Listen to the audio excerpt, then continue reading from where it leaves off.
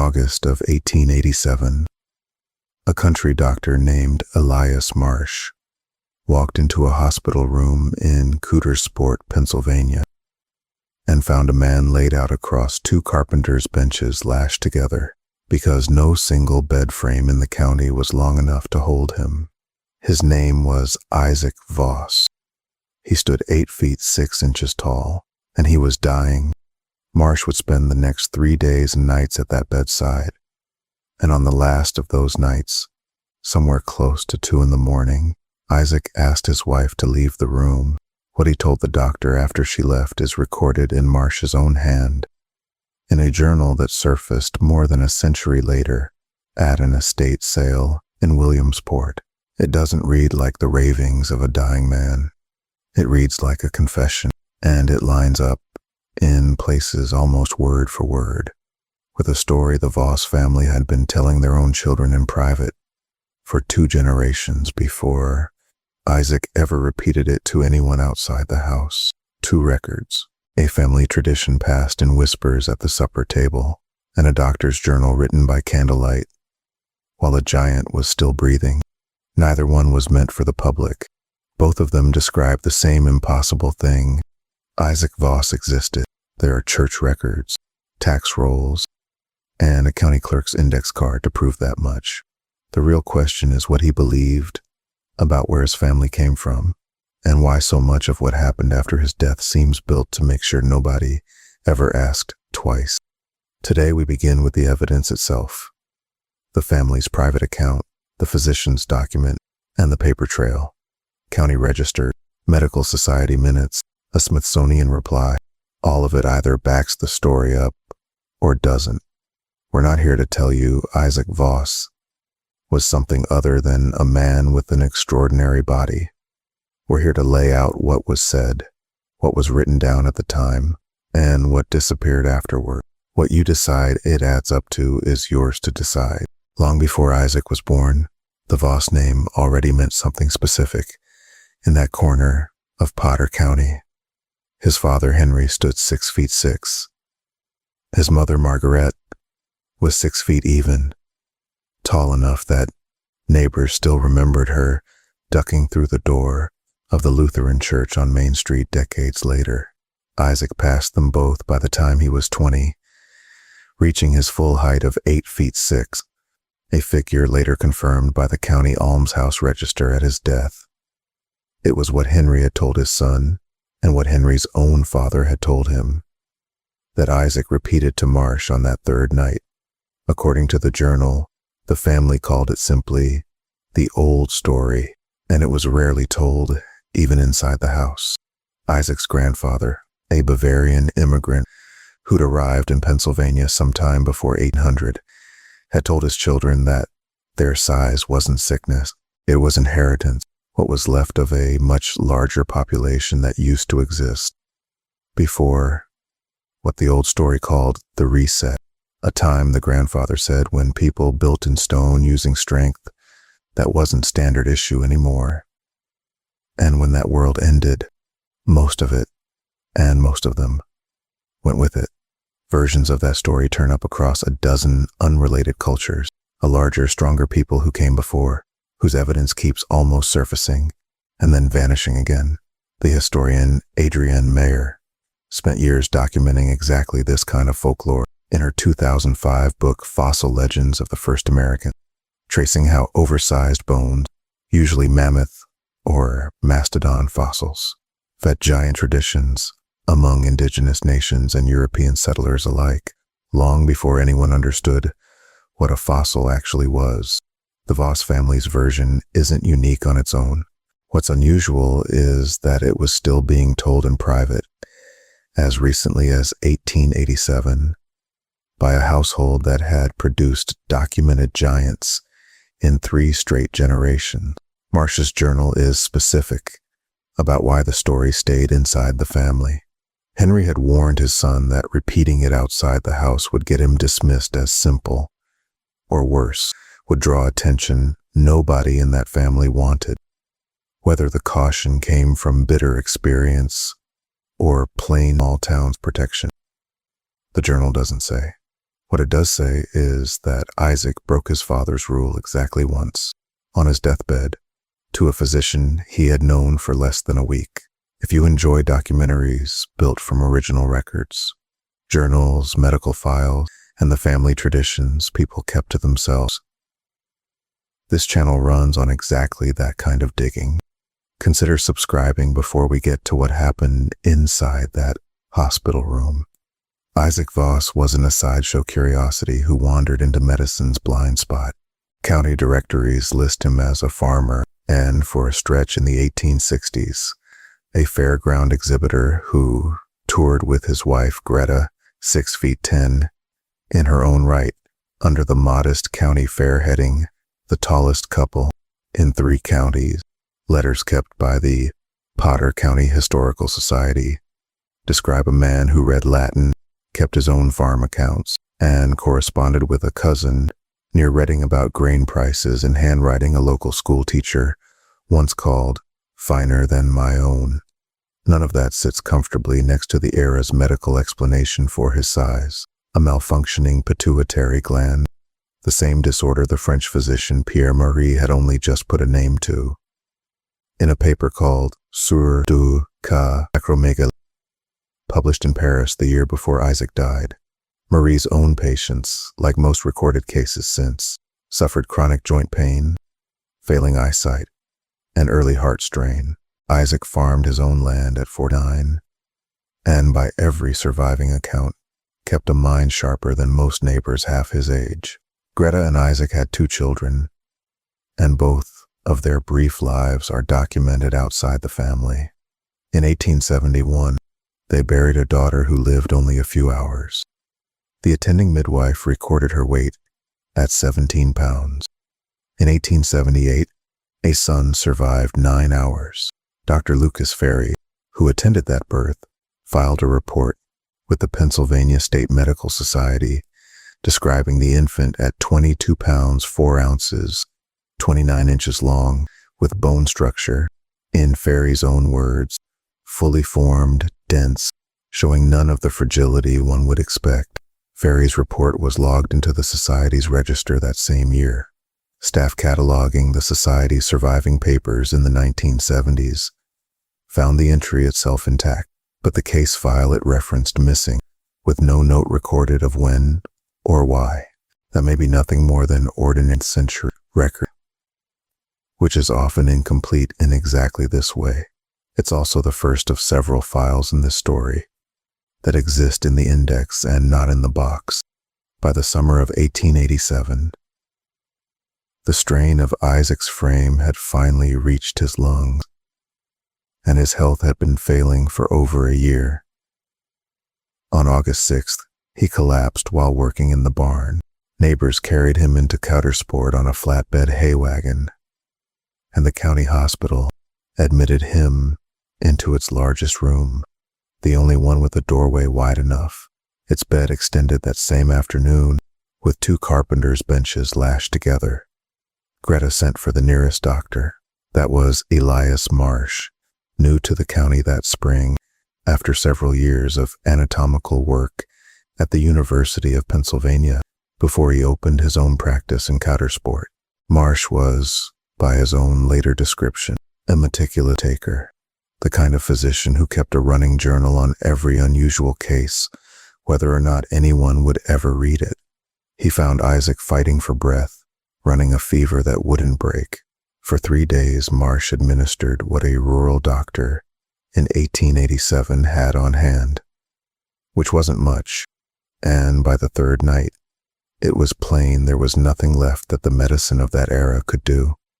According to the journal, it was close to 2 in the morning when Isaac asked Greta to step outside. What follows in the entry runs some 15 pages, written in Marsh's own description, as fast as my hand would move, for fear I would lose a single word of it before morning.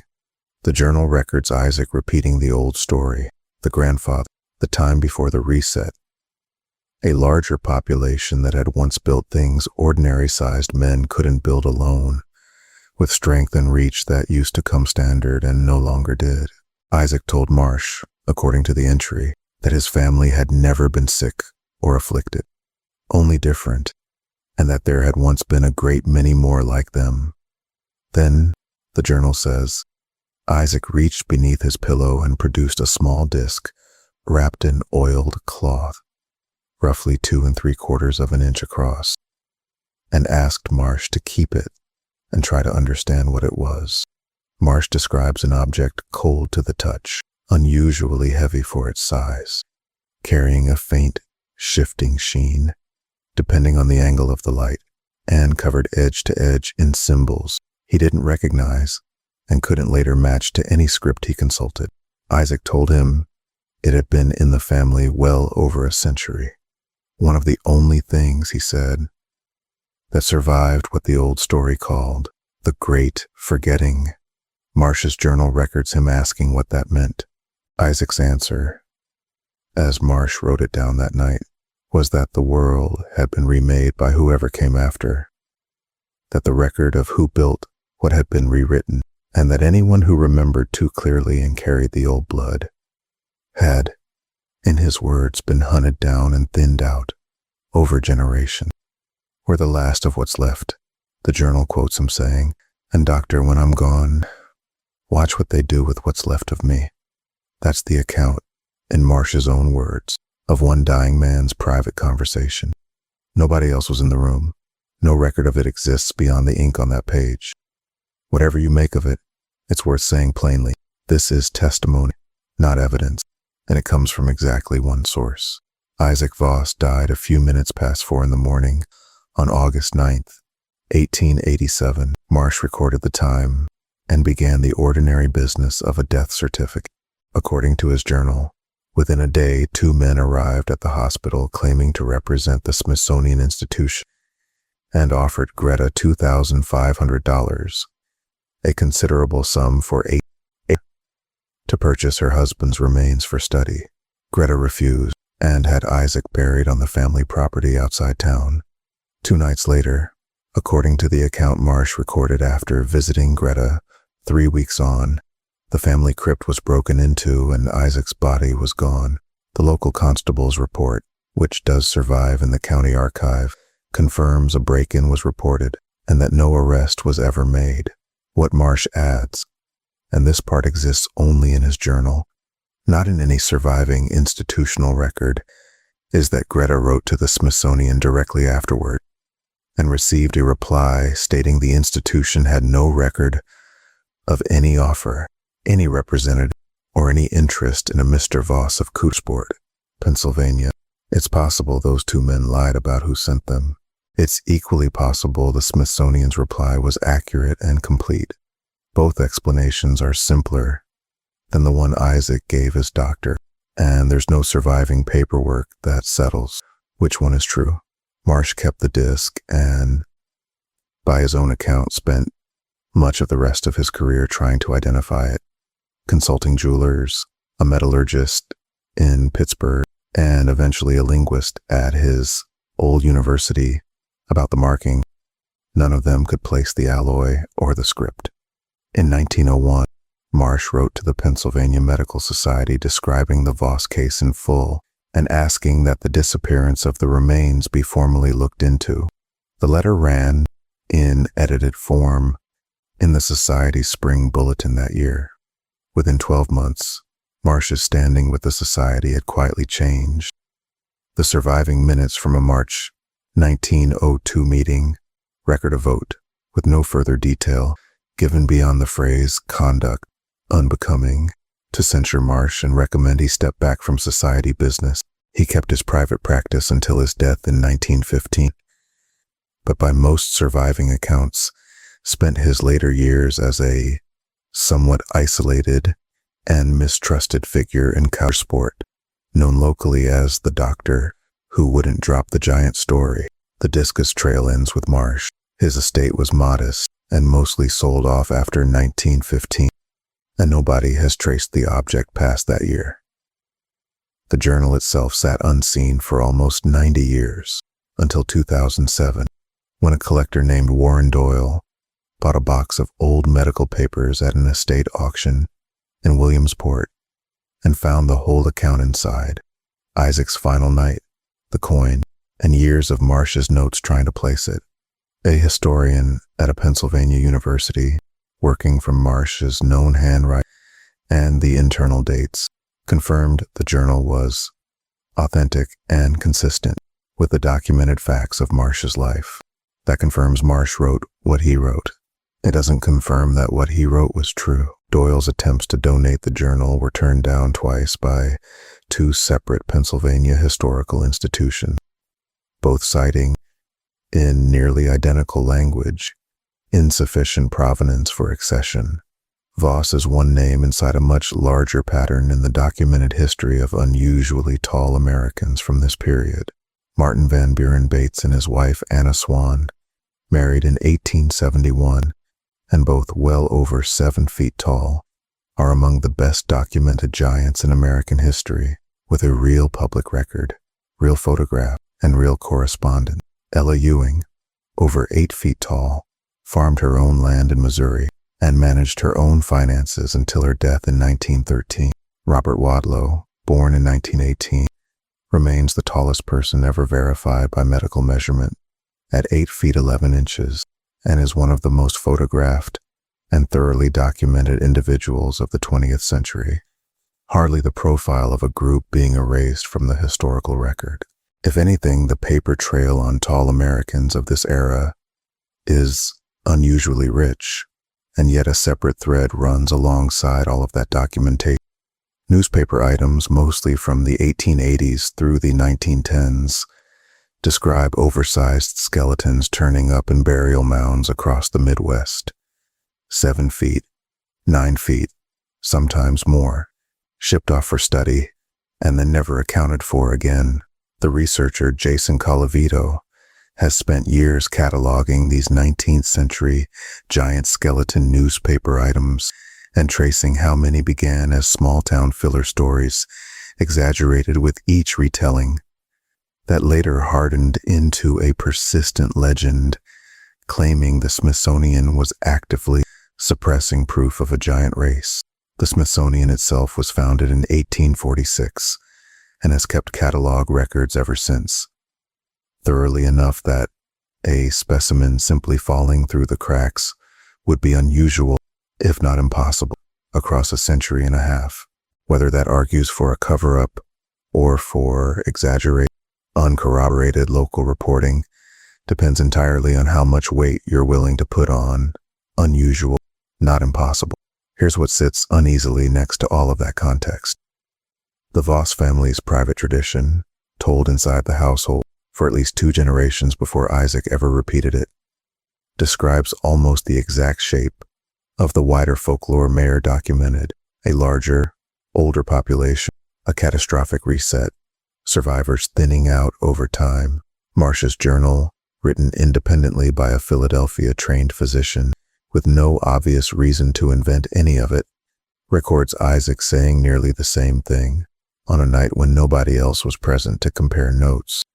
2 separate accounts from 2 people who, as far as any surviving record shows, never once discussed the wider giant skeleton legend or the Smithsonian rumors already circulating elsewhere by 1887, arrive at a strikingly similar shape of story. That could mean the story is old and durable, passed down and independently converging on the same folk explanation, the way Mayer found it did elsewhere. Or it could mean Isaac had heard the wider rumor secondhand at some point and folded it into his own family's account before he ever said a word to Marsh. Both readings sit on top of the same 2 documents. Neither one is provable from where we're standing. More than a century later, none of it is resolved. Isaac Voss's body has never been recovered or accounted for beyond Marsh's description of the break-in. The disc vanished with Marsh's estate in 1915. The journal sat in a box for 90 years before anyone read it again, and even now it sits in private hands rather than in any public archive, after 2 institutions declined to take it in. Potter County today looks like most of rural Pennsylvania. Dairy farms, state forests, a county seat with a courthouse older than most of the families who use it. Somewhere under one corner of it, or nowhere at all, depending on which document you trust, is a grave that was already empty within a week of the funeral. We've laid out what the family said, what the doctor wrote down at the time, and what the record does and doesn't confirm about either one. None of it proves a lost civilization of giants once built the old world by hand. It doesn't fully explain either why a dying man's private confession lines up so closely with a family tradition nobody outside that house had ever heard before. If you enjoy documentaries built from original journals, medical records, and the traditions families kept to themselves, subscribe for more of them, and we genuinely like to know what you think. Was Isaac Voss a remarkable, fully explainable man whose family told itself a comforting old story about where his size came from? Or did he know something about his own bloodline that the rest of us have never been allowed to see the paperwork on? Tell us in the comments. We read everyone.